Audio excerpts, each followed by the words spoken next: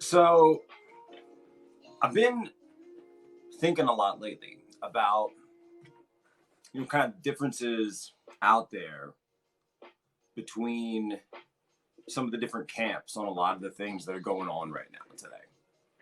And one of the things that really struck me, and one of the things I wanted to talk about, is the fact that it's, kind of take things to a higher level. And, things are different for me in my life lately. Obviously, I've got a 2-year-old now. He'll be 2 in a couple of weeks. He's got 2 in 3 weeks, right? So he's about a 2-year-old. And, I'm teaching him more. He's reading more. He's understanding more when we talk. But as I'm teaching him, I'm very cognizant of the fact that things that I teach him now, right, things that I teach my son now are going to be his base layer, his base level of understanding when it comes to society, when it comes to understanding the world that we live in, when it comes to religion. We've been doing the live mass services. I actually watched the ones out of New York, so you get to watch the St. Patrick's Cathedral. I think Trump tuned in the one today with Cardinal Dolan. That was pretty cool. And it really got me to thinking that he's so into right now trash trucks and dump trucks, construction vehicles, any big power vehicles. He's really into. We've been getting him into ambulances. He likes the sound neenaw, neenaw. He really likes that sound a lot. And all these different facets of our society. I really want to take him to see the Blue Angels and the Thunderbirds, because they said that they're going to be doing a flyover of Washington, D.C., and thought it was going to be yesterday, but actually they moved it out because the weather's been bad this weekend, and so they might do it later this week. And so, right. So someone just said in the comments here, this is a great example of what I wanted to talk about, and I thank you so much for saying that in the comments. They say, teach him individualism. Teach him individualism. Teach him individualism. No, I'm not going to. What? But Jack, you're a conservative. Conservatives believe in individualism, don't they? Conservatives believe in the rights of the individual, don't they? Of course we believe in individuals, right? We believe in the rights of every individual. We judge people as individuals, right? Our legal system is based around individuals. Our civil rights are based around individuals. Your civil rights, your freedom of speech are based on individual rights and classic rights, obviously. However, I noticed that we've got to a point in this country where we've lost a sense of community in America. And we've lost a sense of togetherness. We've become parochialized. We've become balkanized. We've become divided, split up.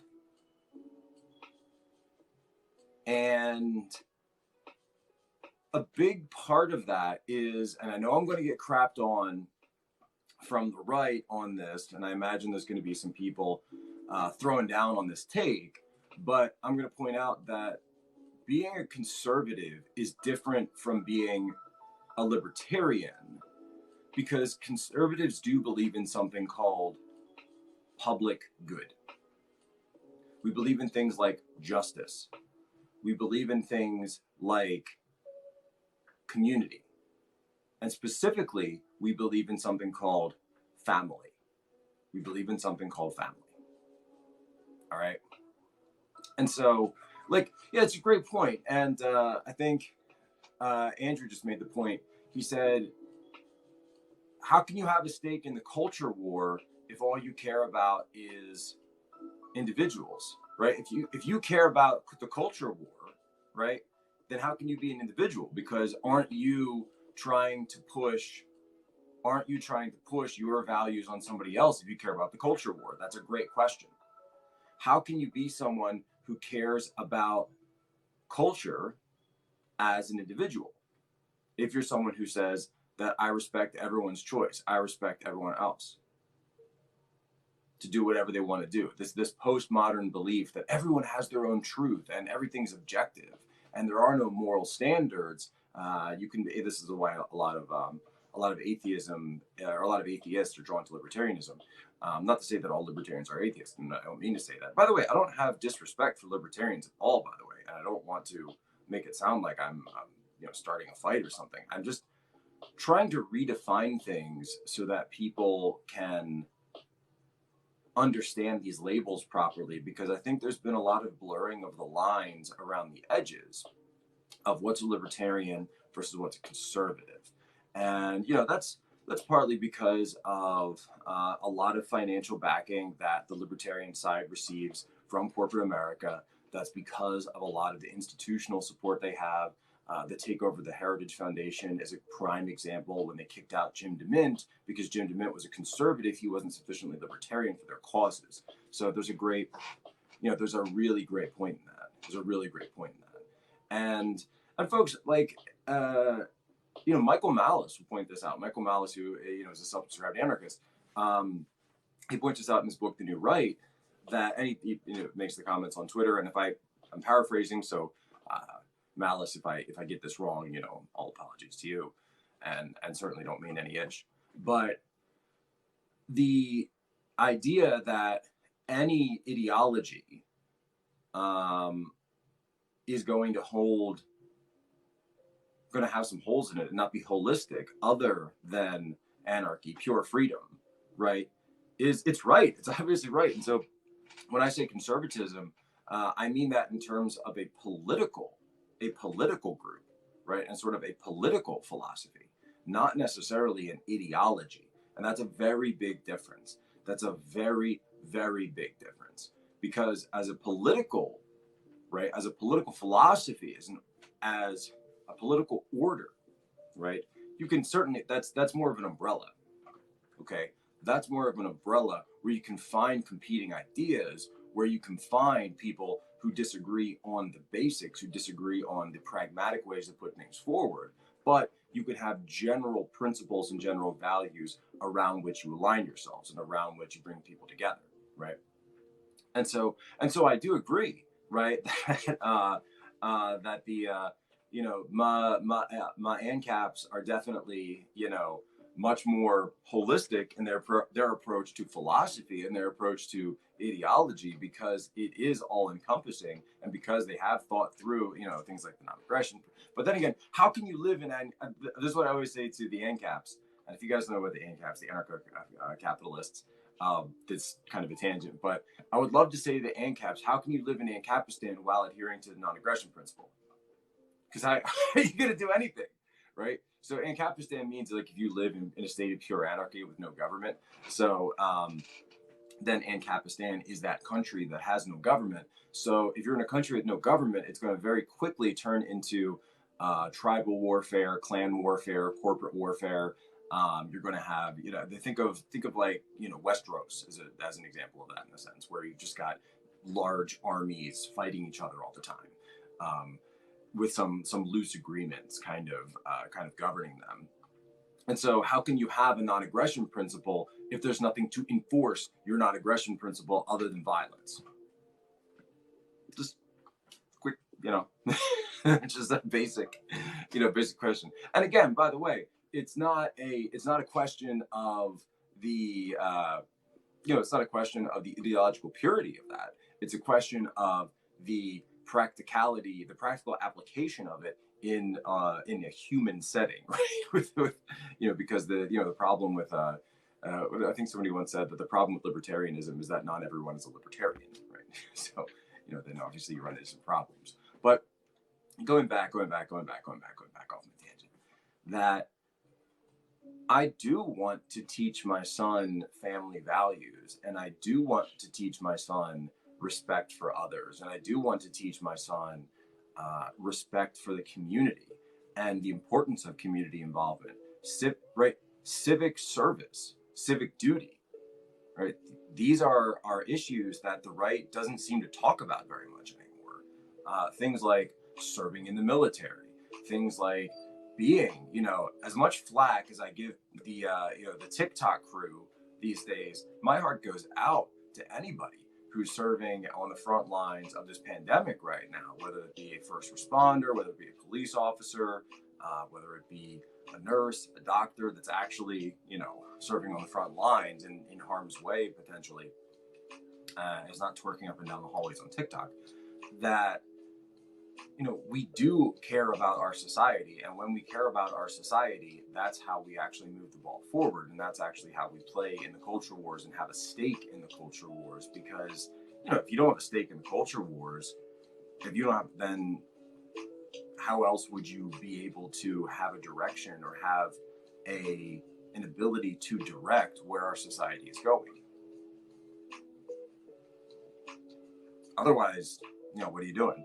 And by the way, nobody is preventing anyone who, who so chooses to go off into Montana and go do their thing and, separate and, declare themselves a sovereign citizen, or, whichever, or even, live as minimal touch to society as they so choose. There's certainly ways to do that if you like to. But no, it's just interesting that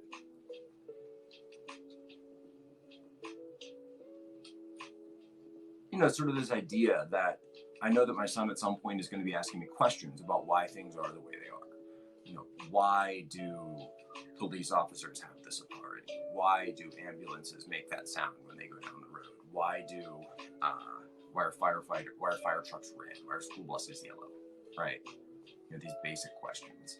And the real answer is that that's what our society has decided, right? And that's what we've decided as a people in many cases. And that's how we've evolved, and that's how we've developed as our society and as we want to live. And so this idea that there's this strain of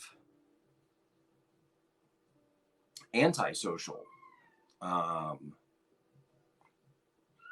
sentiment that's coming through is, I don't know, it flies in the face of the idea of being civic minded. And my dad worked in the hospital system he's watching this, his entire life. Mental health system actually is what he worked in. That's why I've been so outspoken on why we need to rebuild our public mental health institutions. One flew over the cuckoo's nest. Thanks Hollywood, completely destroyed that entire system, which was a good system. It's quite frankly much better than simply letting people out on the street and throwing a prescription at them and hoping that they take it. No, let's actually rebuild those things. Looking at, my mom actually works in, she's a microbiologist. She works in developing medicine. So there's always been she's a research scientist. So there's always been a big sense of serving others in my family as I grew up. And that's something that I want to instill in my son, that it's about serving others, not serving yourself. And look, I wear my religion on my sleeve. I am a Catholic, right? I'm a Christian. I'm a believer in God. I'm a believer in Christ. And I find that to be much more compatible with a degree of politics that believes in the public good, that believes in public awareness, civic awareness, right? Rather than necessarily just doing whatever you feel like because it's what you want because of your self-interest. Now, that being said, all of that being said, there's a difference between the American Civic Republic and socialism, whether it be a democratic socialism or totalitarian communism, right? There's also big differences between that. And so, much love to, one of my favorite authors is Thomas Sowell. I certainly have our disagreements here and there, but you can't read Thomas Sowell and not realize that the man is absolutely brilliant and his insights are absolutely incredible. And, I couldn't even tell you how many of his books that I have. Read A Conflict of Visions if you can. What Soul writes in A Conflict of Visions is absolutely marvelous, because he takes sort of the right versus left dichotomy and raises it to an exo-atmospheric level, because he's talking about things in terms of your actual psychology and mentality as to why we shouldn't be having collective decisions made. And I think he's really talking, of course, he's coming from an economic perspective.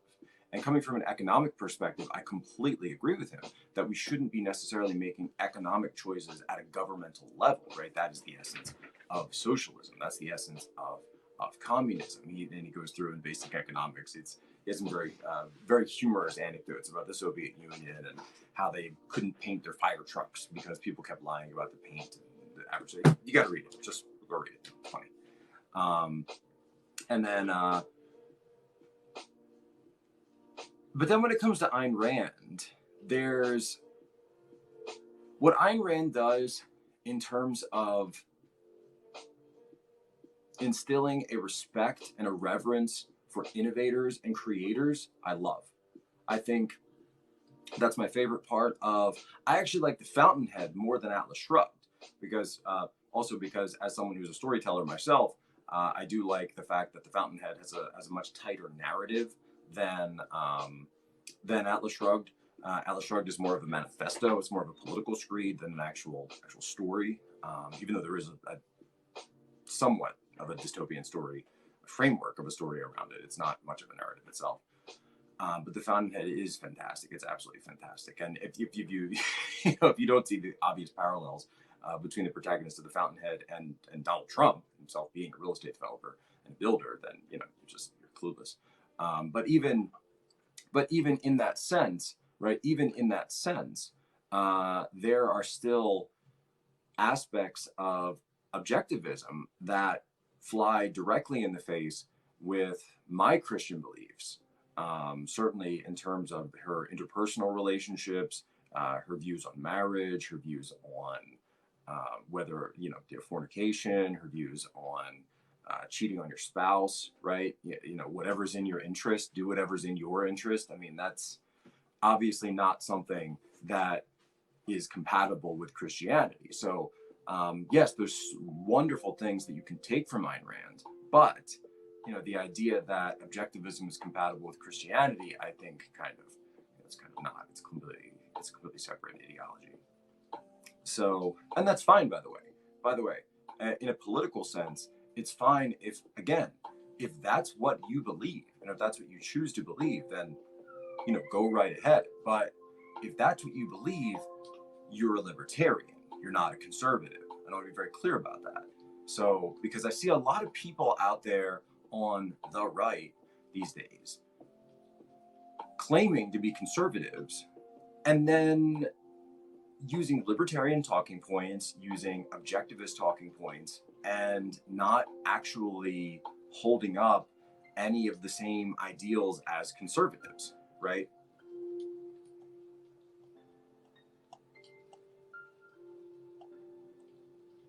And you can obviously apply this to any number of situations, not just obviously we're in this pandemic right now, but you can obviously compare this to a lot of any different situation. And this is why I think populism and social conservatism are much more simpatico than populism and libertarianism. Because, and here's what's very interesting, right? Here's what's very interesting is at some point, you will get a situation where if you find someone calling you a statist, if you find someone calling you a statist, oh, you're a statist, you believe in the state, you believe in state power, and it's like, what? No, I believe in the United States of America. I believe in our constitutional republic. I believe in, and that's a key point, right? That's a key point of small r republicanism. If you believe in the American Republic, if you want to save the Republic, if you want to defend the Republic, as I do, certainly, that's what you're standing up for. Remember, go back and look at your American history. We used to have something called the Articles of Confederation. And the Articles of Confederation was the original government of the United States.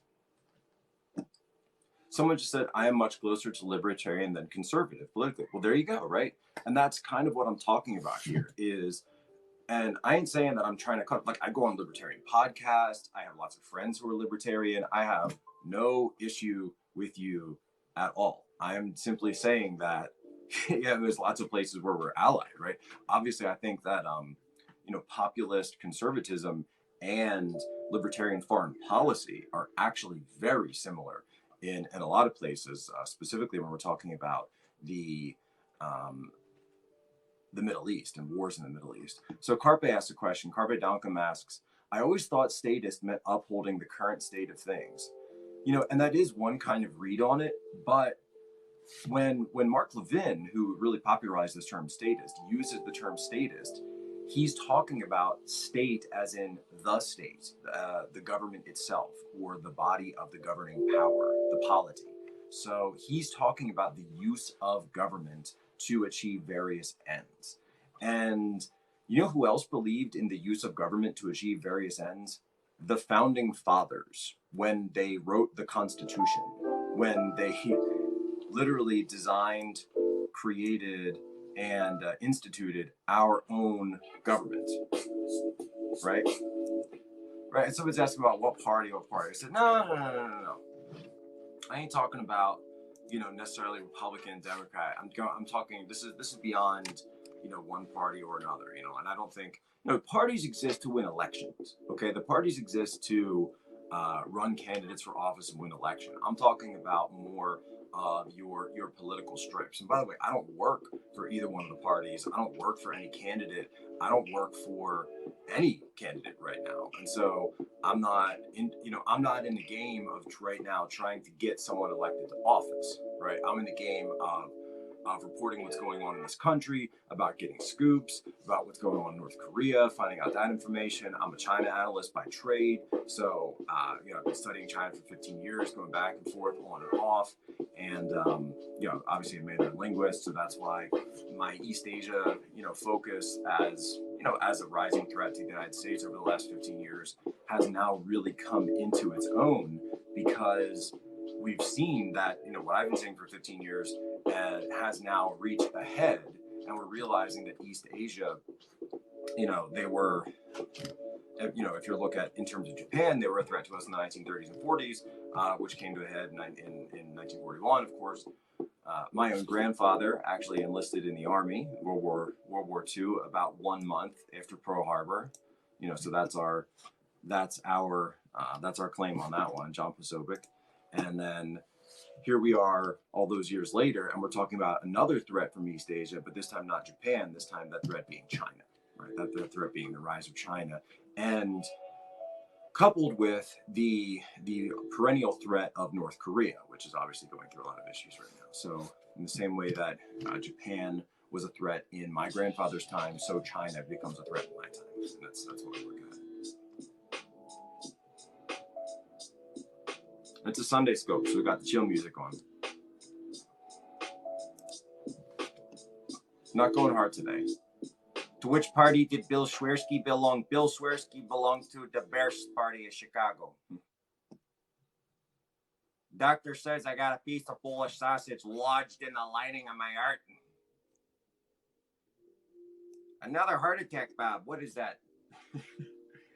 How many is that for you? That's a baker's dozen for me, Bill. Oh, baker's dozen? I've only got 5. Yeah, definitely something to shoot for. Sorry. When somebody mentions the super fans, it's my favorite sketch of all time.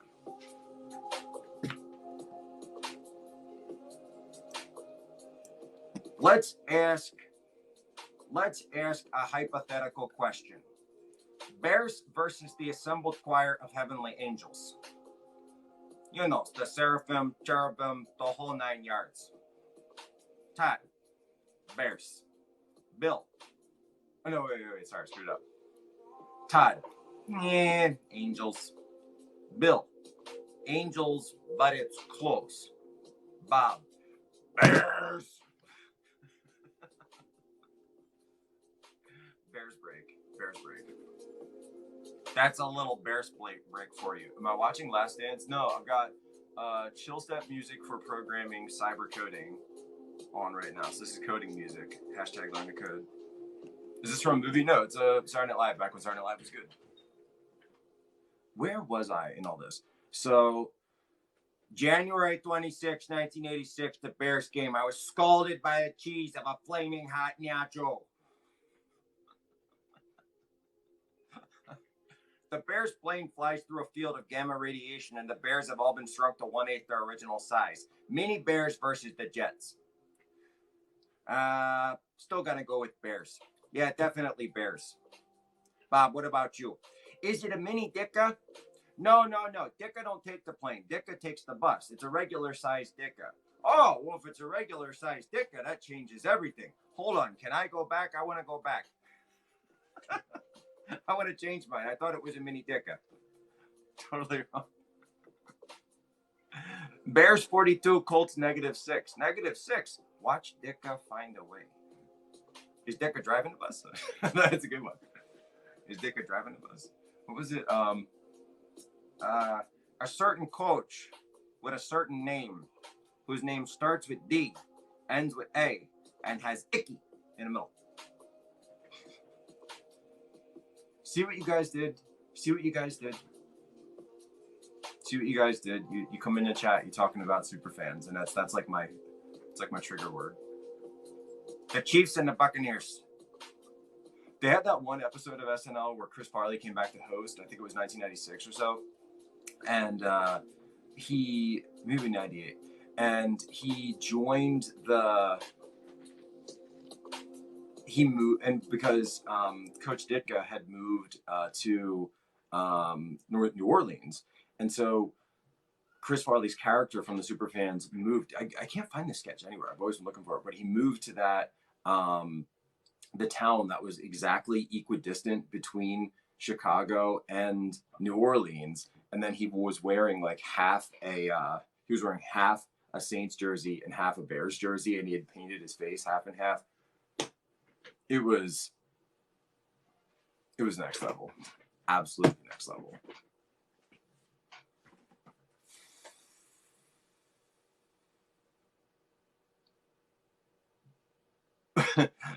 Andrew just goes, my internet cut out, and when I came back, libertarian versus conservatism turned into SNL. Yes. Why don't you play these different countries by yourself, Michael?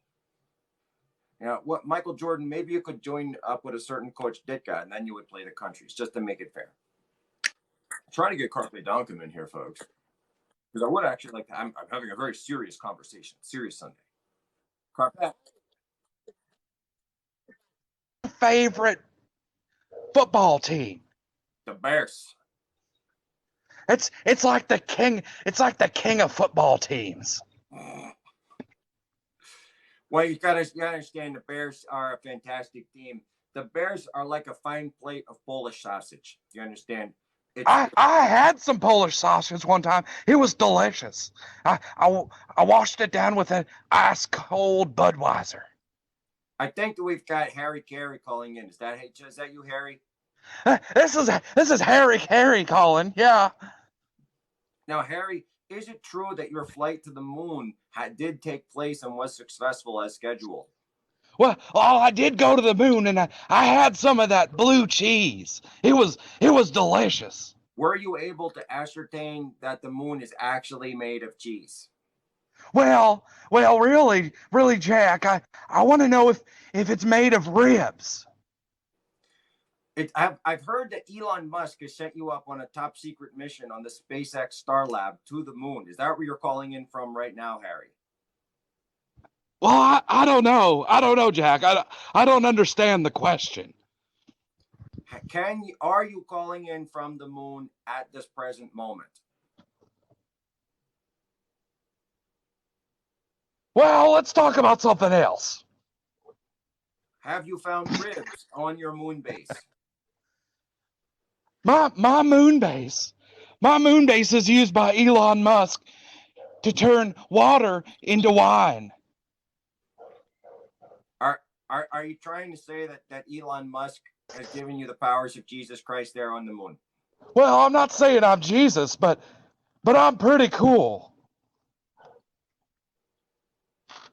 What if you, well, I know that you've talked a lot of times, Harry, about hot dogs, but can we talk a little bit about Polish sausage? I don't even know where to go with this. Let's see. It's pretty bad. It is bad. This is probably our worst bit ever. Probably. This is live too. Can't really do anything about it. It's all right. If you were a hot dog, would you eat yourself? Would you eat yourself? It's a simple question, really. Delicious. It's a simple question, really. Would you eat the moon if it was made of ribs? Just say yes and we'll move on. I would come at you. I'd be a whirlwind of fingernails and teeth. Like a whirling dervish. Oh, that's one of the best ones ever. I would come at you like a whirlwind of fingernails and teeth. The best one, I think he's got Jeff Goldblum on at one point. Yeah, that's the Jeff Goldblum one is the one with it's made of ribs. Yeah, and Jeff Goldblum, he just clearly can't keep it together. No. He's like totally. It's like when David Spade was in any Chris Farley sketch, but he was laughing. I think the main one where David Spade loses it is the Matt Foley one with Christina Applegate on the couch. Yeah. He's like, Dad, I can't see too good. Is that Bill Shakespeare over there? Well, from what I hear, you haven't been using. Hey, for right. How about that mad cow? What about the mad cow? Well, it was in the news and now it's not. Your thoughts? Hey, if you had the choice of being the top scientist in your field or having mad cow, what did you choose?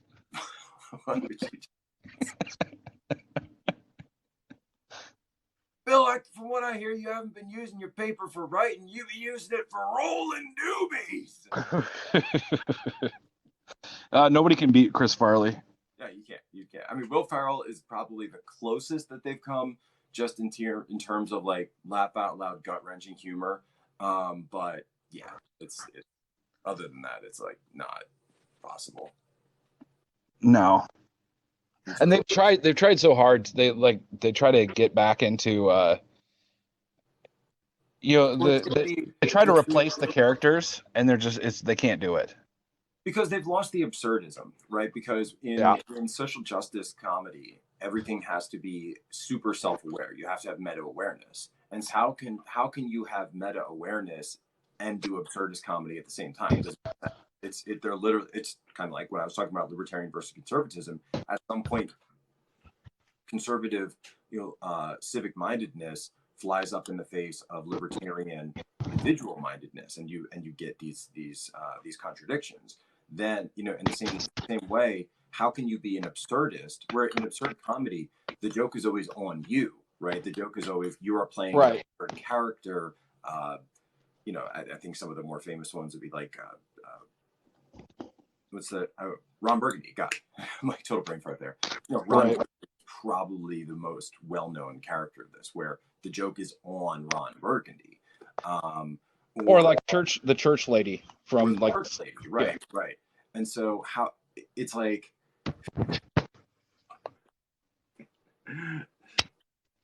who could it be? Who could it be? Who could it be? Could it be Satan? Is that the football? Is that the wall? Is that the ball? Is that the one where the man puts his hands next to the bulbous? Dana Carvey was really good on Saturday Night Live too. Going to get me canceled, man. You're going to get me canceled. But that was just it. It's like you're just being you're being satirist, right? You're satirizing the absurdity rather than you're not trying to make a political point. You're trying to be funny. Great point from Dana Carvey was, and he's talked about this when he was doing his super famous George H.W. Bush impression. At the time, he mentions that a lot of other, comedians were trying to find a good parody or a good, caricature to do of George H.W. Bush, and they couldn't find it because they were trying to be too political. And so Dana Carvey just did him as like an out of touch senior citizen elderly guy. Right. We're coming for you, Snow. We're gonna come at you at night. You know what we're gonna do? Night vision. Bob, hit the lights. And then like the green lights just come up. Well, one of the best things that Saturday Night Live did in the last like 3 or 4 years was the Sean Spicer impressions with the daily briefing with Sean Spicer, and they had Megan McCarthy being Sean Spicer. I thought those were hilarious. Do you remember those?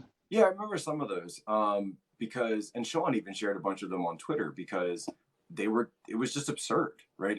He's like, he attaches the podium to himself and then starts like, right. And he's got it on a what are those things called? The Segway. Yeah, he's got it attached to a Segway, and he's running around like hitting people. But he's also doing like, he's got these props that he uses, or it's Melissa McCarthy, so it's her, but the character is Sean.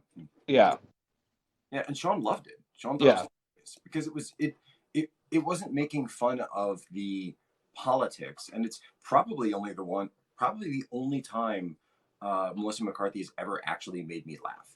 Yeah, I've tried to watch a lot of her movies, and I got nothing. but she was fantastic. But like all the other things that they do political, I mean, the Trump impression is just awful. Like I could do a better Trump impression than Alec Baldwin does. The best one I saw was like, it was like a local DC commercial of fireplaces is what they were selling, actually, fireplaces. And it was like gas activated fireplaces, and they were doing like and it was like Trump buying a fireplace, and they got in this one Trump impressionist, and he's like, I love these fireplaces, they're absolutely wonderful. I went 3, put one on the jet. And he's like, I'm gonna tweet it out. Like, no, Mr. President, it's tweeted. I did it. I tweeted it. I tweeted it out. I tweeted Melania. Get one on the air. Get one for yourself too. It's just like, and it's just silly. Alec gets it so wrong, like in the face. I think that's what's most offensive about his impersonation is that Trump doesn't even make the faces that he always stops on like this mouth open kind of thing, and Trump doesn't even do that. The guy on that guy Habart, I forget how to say it, is who does them. He's got a Twitter account. He's really good. He does like the Trump and Obama ones. Yeah. Videos, and he's like Trump and Obama getting Airbnb. There's like, hey, Donald, there's a guy that seemed to have left a frisbee here with us. I don't want to play frisbee because frisbee comes from China. I don't want to play a game that came from China. He's like, Donald, don't be weird. Just play the game. Why do we play any games that I want to do? Like what? Like who built this wall? But Donald, how could we even play that game? Because first of all, it's impossible, and second of all, how would we even know who built this Mexico? You actually do a pretty decent Obama. Yeah. My Trump isn't that great. But I like the way that guy does it because again, he's just got the voice down, and he's got a little bit of like the tics. He's like, well, quite frankly, I think that we're going to be looking at the problems with the water pressure. I'm very concerned. There's a lot of people that are not using the showers properly. They're not using them hygienically here in the White House. And quite frankly, I think they need to be doing it more appropriately. The water pressure, there's a big problem. Flushing the toilets all day long. Well, like so back to like. Can I point out? Yeah, can I point out this? I just need to point this out, and I'll let you go on your point. But Donald Trump was talking about washing your hands before the pandemic even started. Well, because he doesn't like germs. Takes you 10 minutes to wash your hands with that stuff. Come on. But to your point though, like what SNL does better. Don't don't do drugs. Like, oh God, no, he's evil. If SNL would put Trump into situations that were non-political, it would be funny. But they continue to put him into political situations. That's my favorite. My all-time favorite Trump is when he's talking about non-political things. Right. And it's because it's so good and it's gold. It's just so gold.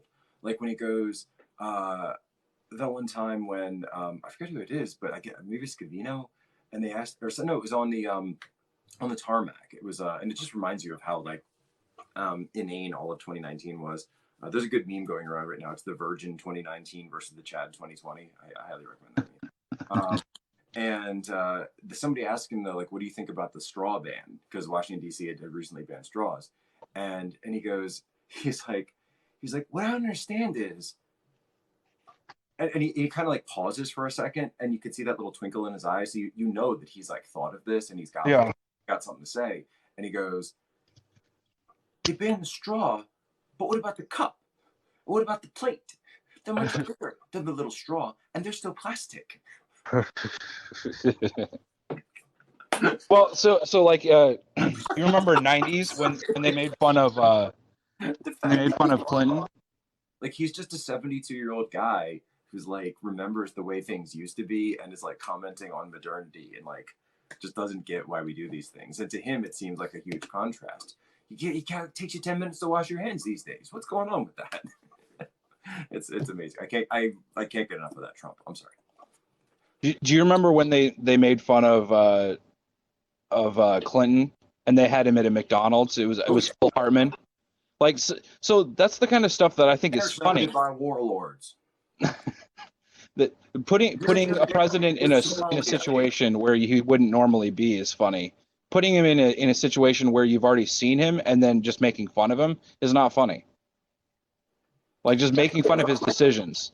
Like imagine, Trump at a McDonald's. It's just that's what they did. Phil Hartman was he kept stealing people's burgers, and he'd be explaining politics to people by he's like, now you take the burger here, and this is the burger is the economy, and then I just take a big bite out of it, and then he was just eating everybody's food.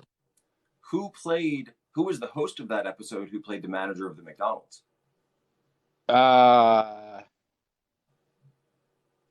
That I can't remember. Tom Arnold. Oh, was it? Yeah. Yeah, that makes sense. Tom Arnold. Boom, top of my head. You've been practicing. I sent you the Cliff Notes earlier. You did. It's true. Because this is all scripted. We're terrible script writers. Someone just said your memory is scary. I know. The great part is it's Tim Meadows and Kevin Nealon are playing the Secret Service agents in that sketch, and right at the end they're like, Mr. President, we're concerned that you haven't been on your job, and if Mrs. Clinton finds out, she's going to be a little upset. And he goes, well, we don't need to tell Mrs. Clinton. As a matter of fact, there's going to be a whole lot of things that we don't tell Mrs. Clinton.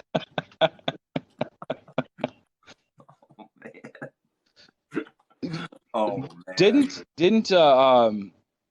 Didn't somebody get fired from SNL for being too hard on Clinton? What's his name? Norm Macdonald, yeah. Because he was just absolutely savage on like Weekend Update. Oh, he was off the chain. I forget. He just went off on Hillary in this one episode. And I actually can't remember that one. But Norm is, and Chevy Chase has said this, that Norm Macdonald is the only person who's done Weekend Update correctly after him. And of course Norm was fired. They claimed it was because he cursed on air one time. But dude, remember when he note to self and the way he did that comedy? Probably one of the funniest. Oh yeah. Probably one of the funniest sketches I've had, because he would take. You had to be it was very cerebral, right? And you had to be very smart in order to follow all of it. But he would take different local news clips from around the country and then string them together. And he'd be like, wait a minute, what if this guy was related to that guy? And then, and how can I profit from this? And it was just off the charts hilarious. Norm is my favorite weekend update host. Nobody's even come close. And the ones they have right now are just awful. I couldn't even tell you the ones they have right now. It's Michael Che and what's his name? I don't remember his name.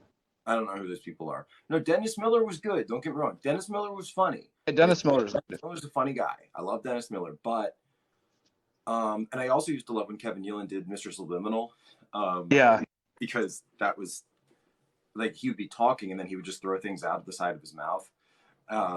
You know, today the Queen of England, corrupt woman, was, and then he would just throw them out the side of his mouth as he was giving the report, but in like a quieted voice. No, Adam Sandler was never the host of Weekend Update, but he would come on as opera man to sing the news, which was different. Yeah.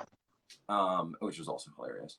But no, Norm Macdonald got it because, in the sense of how Chevy Chase meant it, because Weekend Update was supposed to be the annoyingly smug anchor who's like condescending to his office. Like the whole thing was a work, right? The whole even the fact of the anchor being in on the joke was part of it. Ron Burgundy is actually kind of similar to it. I mean, Chevy Chase was, when he originated the role, it was good evening, I'm Chevy Chase and you're not. Right. Right. Well, yeah, it was never meant to be like a Jon Stewart type of actual update on the news type of thing. Well, what's interesting about Jon Stewart is the guy that, and he tries so hard to run away from his legacy, but Jon Stewart is the guy who changed politics from discussion of the issues to team sports, right? Jon Stewart is the guy who turned his comedy show, which I loved when Craig Kilborn did, The Daily Show, by the way, is my favorite on that, because it was much more similar to Weekend Update. Jon Stewart made it as I am watching politics as sports, and I support the Democrats, and I support my team against the other team, right? And so he's tried to run very hard to the populist left since he's left, and obviously Trevor Noah is just just talentless. He's completely talentless. Yeah. I don't even need to make fun of him. Just the guy just has no talent. I'm sorry. And with Jon Stewart, though, what he did was he changed the way that we look at the whole thing, and he was very, very effective at this because the guy was. I love The Daily Show. I watched The Daily Show every single day for more than a decade. Yeah, Jon Stewart was a hilarious guy, and people don't remember how effective and devastating his brand of politics was, and his work was on the Daily Show to not just George W. Bush, but the Republican Party as a whole. I mean, he eviscerated them, and nobody on the right was playing at his level back then, right? They were still playing it as we have to agree with their premise and we have to accept their frame and we have to just argue on the issues. Whereas he's not interested in arguing the issues. He just wants to win, right? He just wants his side to win. Somebody said John Oliver mentioned. I said this in a podcast the other day, but John Oliver's entire show is actually a pretty good case study in how hypnosis works. There's a really good YouTube video breaking this down where a basic hypnosis session of repeating small bits of information, and then you have the laugh track that comes in, then he pauses, the laugh track comes up, and it's the suggestion of it, the suggestive persuasion of it is that you have to agree with whatever he just said because everyone else is laughing along and listening to it. And so they're laughing, so they must get the joke, which means you must agree with whatever they said because people want to agree, people want to get it, they want to feel like they're, especially if you're like in the 105, 115er band, you want to agree with the joke, you want to agree with the group, so you're going along with it. And so that is the purpose, right? That's the actual purpose of what John Oliver's doing. Well, and John Oliver was really funny on The Daily Show as a correspondent. And I think Stewart probably reined him in a little bit, but when he's gone onto his own show, he's just gone completely off the deep end. Well, these guys sell out. I mean, look at Jimmy Kimmel. Yeah. I mean, Jimmy Kimmel was hilarious on The Man Show. I love Jimmy Kimmel, right? I think all of us did, right? How could you not? Yeah. The Man Show, or he did uh, Win was it called Win My Money? Win Ben Stein's Money? Yeah. Yeah, he was the host of that. That was hilarious. Um, and I remember, look, I don't even drink, but I just, zigzag, zigzag, oi, oi, oi, right on the Man Show with Adam Carolla. And then you get to what he does now, and he's even talked about how his monologues are sometimes written by Democrat speechwriters. Like, what's that? Well, you can look at the character arc of Adam Carolla versus Kimmel, and you Yeah, can see where they parted ways. yeah. It's like if you want to sell out, you can do that. Another great example, not from the comedy side, but Jake Tapper, right? Jake Tapper used to be a very credible reporter when he was at ABC and covering the White House, and he was trying to do actual journalism at that point, and now he's just like Mr. Softball DNC sycophant. Right. He just carries water. He, Well, he's and he believes he has not sold out. What's interesting is, I've never talked to the guy in person, but I do wonder about that, and I think he wrestles with it. I do think he struggles with it. He wrestles so. I've actually talked to him like in private for a long time, and I think he thinks he's actually like reporting straight news. I think he's drank too much of the Kool-Aid.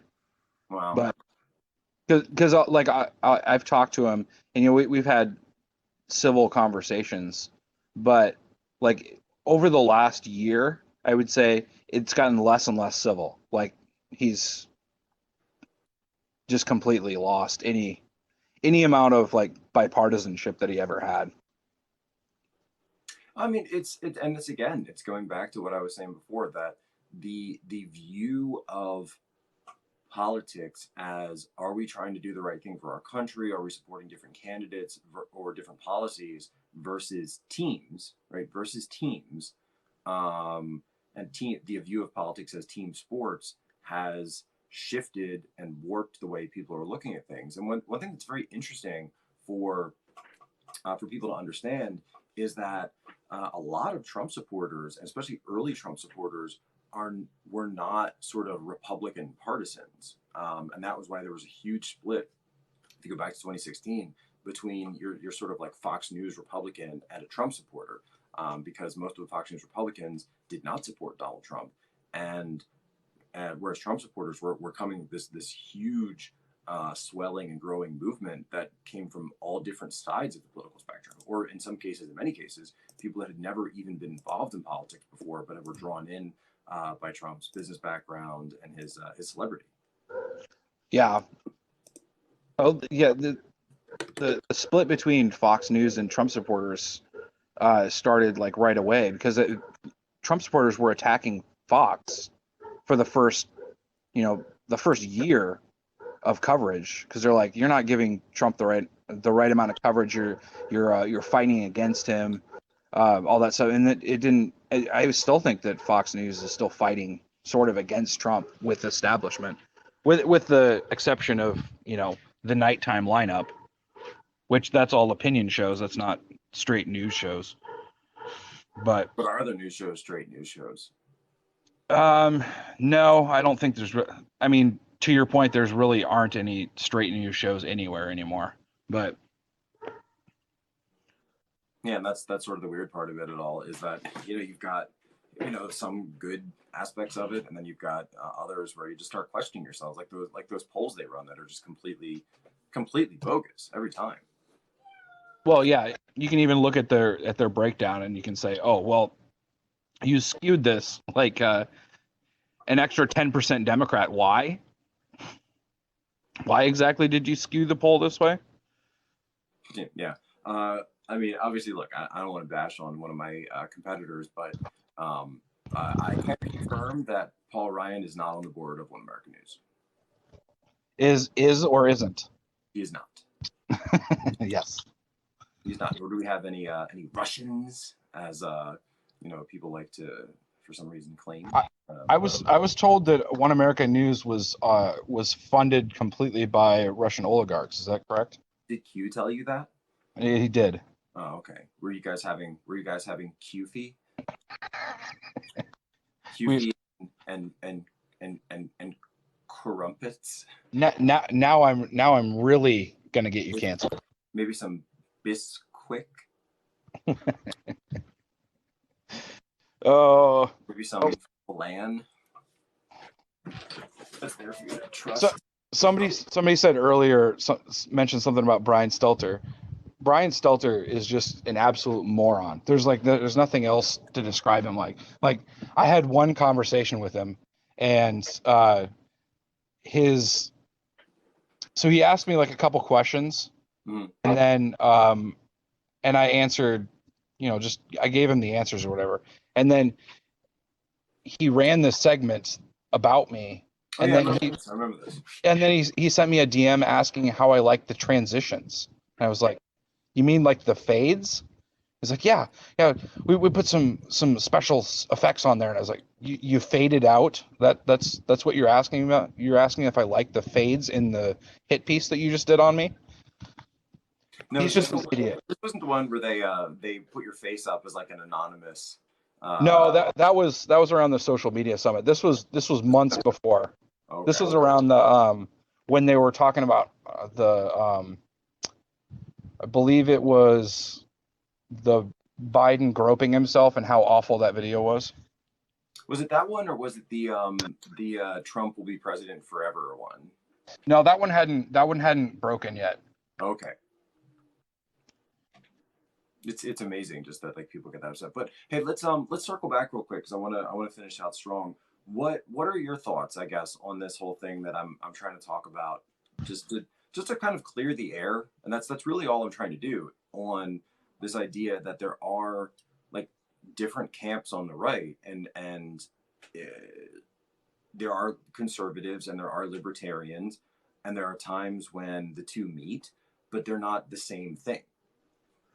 Well, so my view on like the libertarian versus conservatism is that what I find is that I run up against the libertarian arm of the Republican Party, and they just want a free for all. And I believe what you were saying earlier was that there's what do you mean by free for all? Free for all on everything. Like, let's legalize heroin, let's legalize this, let's legalize that. You do whatever you want. The government should leave you alone. Right, like free access to all of these things. Right. Like nothing is illegal. What I heard you saying earlier was that conservatism, or your brand of conservatism, allows for the public good. I wouldn't say my brand. I mean, I'm not the guy. It's Edmund Burke is the guy who, right. Get started this in Scotland. I mean, I'm not. I certainly wouldn't consider myself the father of conservatism, but what I'm trying to express today, yes. Yeah. So I guess my thoughts on all of that is that there is no perfect ism, and that there is. You should want to do what can help the community, but at the same time maintaining your own rights and maintaining your own autonomy.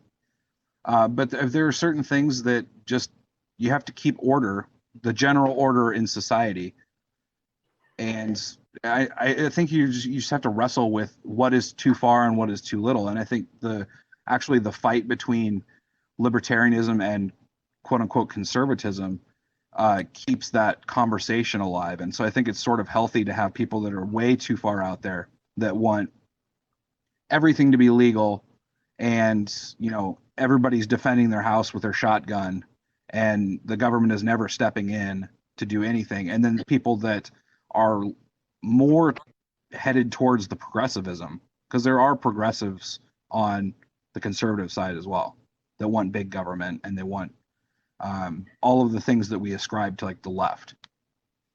So that fight between the two of them, I think, is sort of a healthy fight. Yeah, no, and it's the fact that there are the two lanes, and we got another one here. Dude, do you consider yourself a conservative or a libertarian? Conservative. Yeah? Yes. Okay. She's even more conservative than me, by the way. I tell people this all the time. Yes. What's up, Tanya? How are you doing?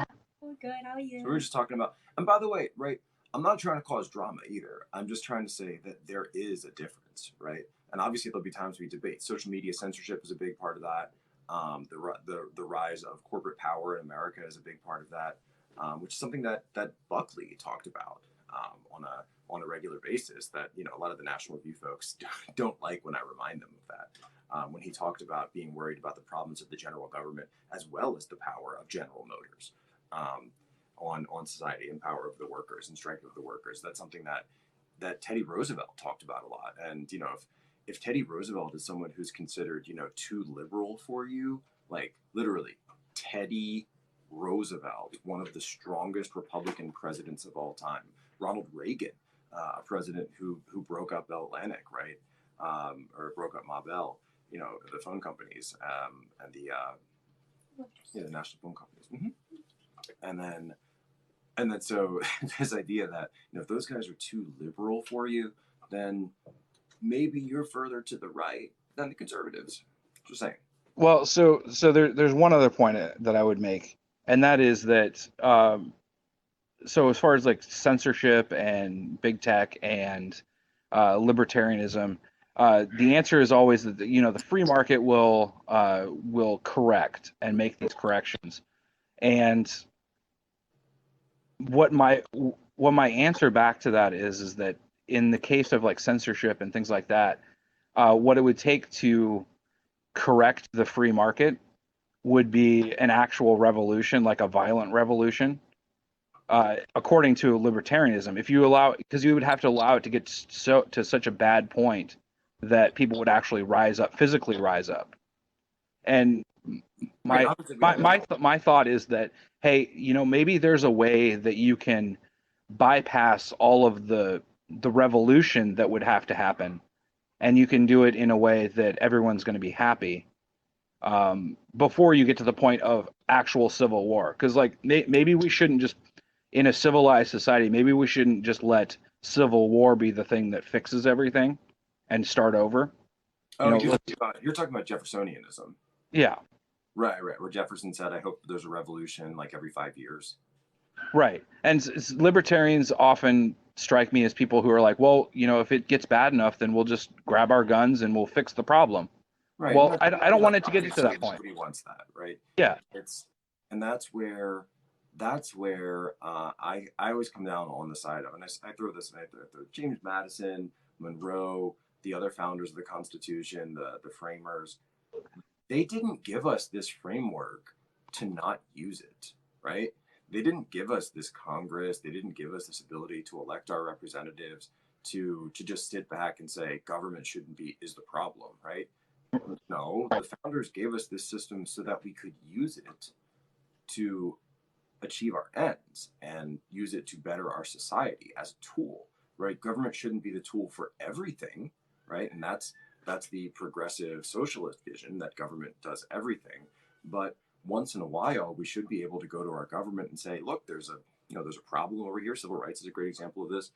There's a problem over here. We've tried numerous fixes for it, and they don't seem to be getting us to where we need to be or where we've decided to be as a people. We want to go to our government now and find a law that we can get passed, that we can get everyone to agree to, that will then fix this problem. Simple as that. Right. I'm gonna let you go, but it was good talking to you. I really appreciate your calling in there. It was a great honor. And hopefully the next time you call in, we'll be able to enjoy a delicious plate of pork chops, dozens of deviled eggs, and of course, Polish sausage. Well, my next guest will be Albert Einstein. I'm told he's dead, but we'll get him anyway. Cubs win. Cubs win. Unbelievable. Absolutely unbelievable. So, any other quick questions from the audience before I sign off on this topic? And pierogies, of course, are going to have pierogies, because that's really what I wanted to talk about today. I wanted to lay out the lines where they are, throw people out some food for thought on this Sunday regarding politics, regarding something that I've seen as a point that gets muddied and a big gray area that people are having issues with, to try to to try to really give people some understanding into that situation and into that dynamic.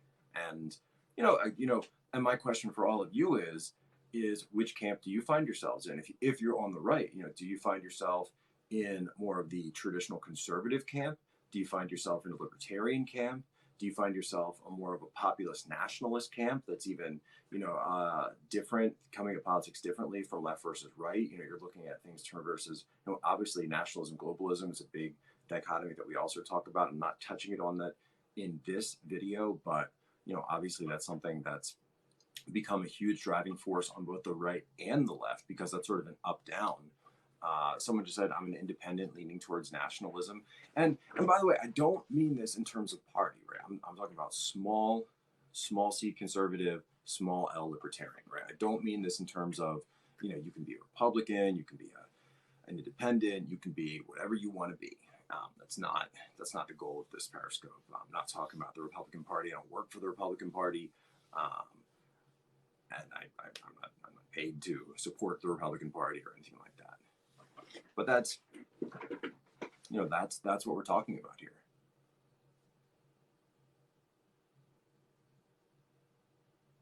Someone said libertarian is pragmatic, and I don't know if I agree with that, because to me libertarianism seems more like an ideology based on theory, not an ideology, not a political movement based on winning elections and getting laws passed in the United States. I've seen libertarianism when they talk about expanding access to drugs, legalizing prostitution, as a few of those grounds that they take, where they find very hard to be able to achieve legislation along those goals, and they find it very hard to be able to pass any meaningful measures in society because of that.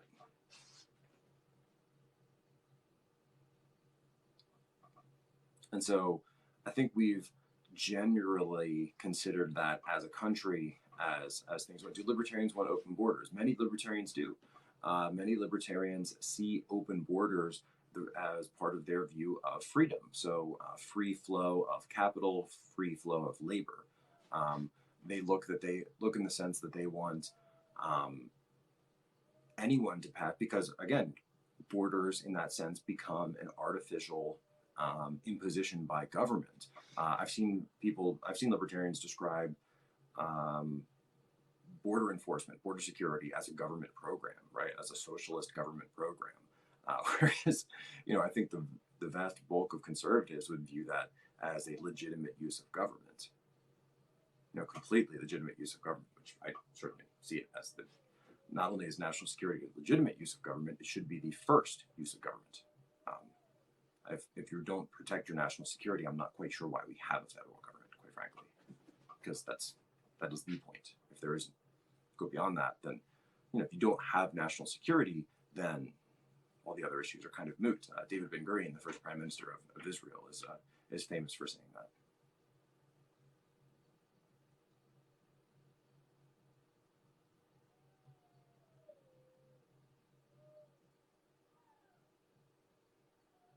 Well, okay, really good questions. If you have any more questions or comments, please leave them in this video. If you want me to do more videos like this, please let me know. I appreciate everybody watching. I appreciate everybody coming in and talking about this. Andrew had a great point right there about do libertarians supporting the military, right? Because the military is, of course, a massive government program. Bank bailouts and the subprime crisis, right? That is not, that is obviously not something that is conservative. Les Mis is a great musical. Yes, it is. And you can see very small, I have attached to the Les Mis poster is a certain ticket to when I went to see a play in Central Park called Julius Caesar on June 16th, 2017. Funny thing is, though, I don't actually know how Julius Caesar ends because I only got to see the first half of that play. If anybody remembers that fateful evening. I took the train back home really late and got home to Tanya, and she was like, how did it go? And I was like, I went to see a play in the park. Oh, memories. Well, anyway, appreciate you guys watching. Appreciate you guys coming out on the Periscope today. Please subscribe to my Periscope. Please share this out.